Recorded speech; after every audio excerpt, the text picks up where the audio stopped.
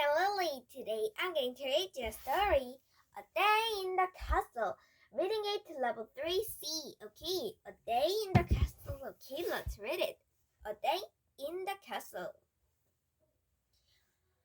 What was it like? What was it like to live in a castle? Let's spend a day with Prince Henry and Princess Catherine and find out.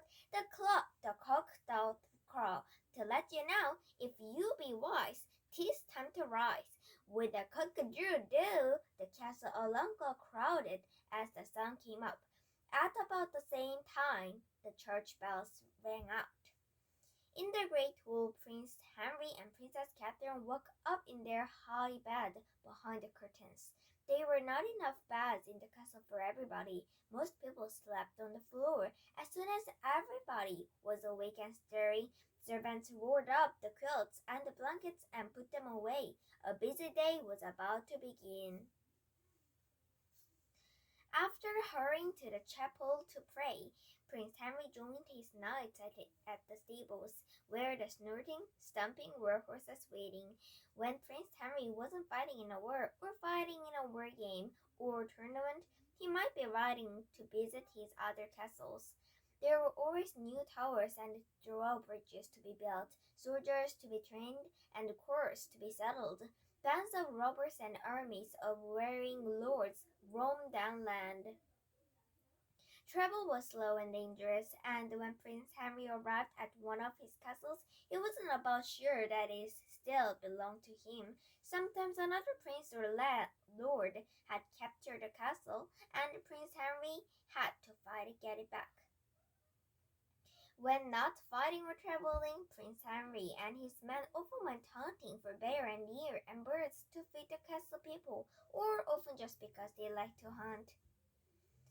While the prince was away, Princess Catherine took care of the castle. Large keys hung on her belt, and only she could unlock the storerooms, closets, and the pantries. She helped train the boys. They were court pages to be polite and obedient. She taught the daughters of noble lords to be courteous, generous, loyal, and kind. She also made sure that these young ladies had lessons in fancy sewing, singing, and dancing.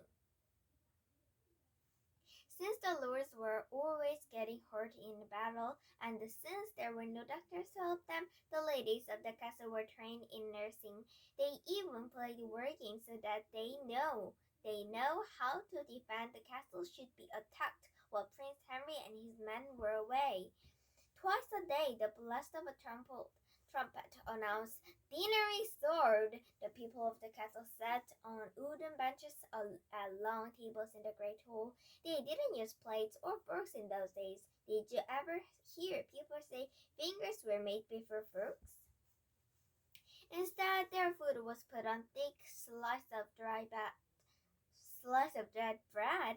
After they ate what was on the bread plates, the people of the castle sometimes ate their plates. The stacks of food on these plates were enormous. During just one dinner, they might eat eel and pigeon pie and bully bear and the fish and chicken and some of the ox or wild pig roasting in the huge fireplace. Sometimes they ate things that seem strange to us, such as peacocks, and they used a lot of spices to make sport food taste better. They had fewer vegetables and desserts that we have. They drank wine or beer, even little children did. When people ate, traveling music men sometimes played and sang in the great hall to entertain the lords and ladies. Jugglers and acrobats performed, and clowns ran around doing funny tricks. The castle dogs gobbled up the bones and tidbits that were tossed on the floor.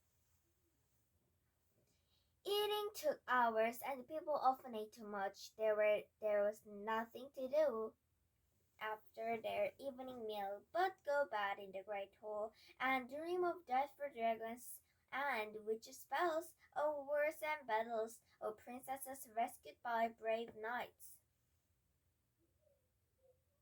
Okay, wait for me. today. I read you the story A Day Inside the Castle. Okay, next time I'll read you a longer story, okay? Okay, bye!